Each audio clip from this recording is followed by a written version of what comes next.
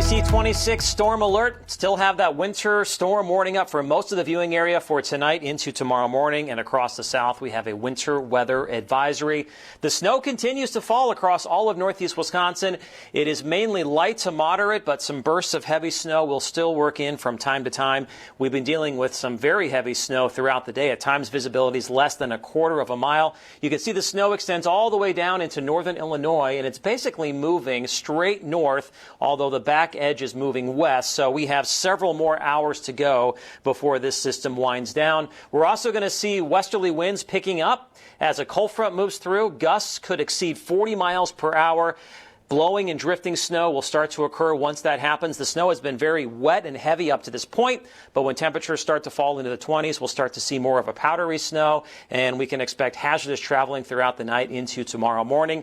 Many locations are already seeing in excess of 6 inches of snow. Iola coming in at 8.5 inches, over 6 inches in Clintonville, right around 6 inches in Neenah and Appleton. We've had about 4 to 5 inches in both the Green Bay and Oshkosh area. And here's a look at an official snow measurement by a couple of kids, Lila and Gianna in Appleton, showing the heavy wet snow with about 6 inches. Most areas probably still picking up another inch or two before it winds down later on tonight. The totals will be a little bit higher across the far north, where some spots may see more than 3 inches. Still looking at a winter storm warning for most of the viewing area. And when all is said and done, I'm thinking most locations probably end up with about 5 to 9 inches.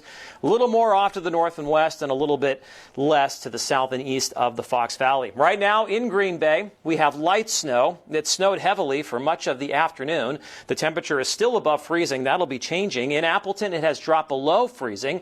And we're looking at light to moderate snow with light winds, but those winds are going to pick up dramatically as a cold front moves through here later on tonight. On the other side of that cold front, we're going to see westerly winds gusting 35 to maybe 45 miles per hour. You can see that cold front making its way through central Wisconsin right now. On the other side of it, earlier today, during the afternoon, temperatures only in the single digits and lower teens, and that is the air mass that's going to move in here for tomorrow. We will see highs only in the single digits to around 10 degrees, but with gusty winds, wind chills are going to make it feel much colder. Tomorrow morning at the bus stop, look at that, wind chills in the teens and 20s below zero. Even in the middle of the afternoon, wind chills will only be in the single digits to around 10 degrees below zero, and that's something we need to get used to.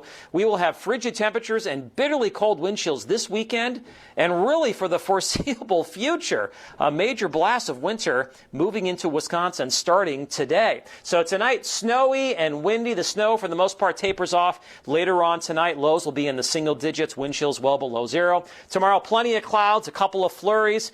Highs only around 10. My 3-degree guarantee for tomorrow is actually 24 because I go midnight to midnight, and I'm thinking that cold front will be moving to our east by midnight, and the temperature will be right around 24 degrees. If I can hit that high within 3 degrees, we will donate $100 to the Oral Health Partnership, and we did that today. I forecast the high of 34. The actual high was 36 degrees. All right, today the big weather story was the snow, but as we head through the weekend and into next week, it's going to be the frigid temperatures and the bitterly cold wind chills. Look at those highs. 5 on Saturday, single digits below zero Super Bowl Sunday, and then between 0 and 10 for Monday, Tuesday, Wednesday, and Thursday. Back to you. Barely getting out of the single digits throughout the next week.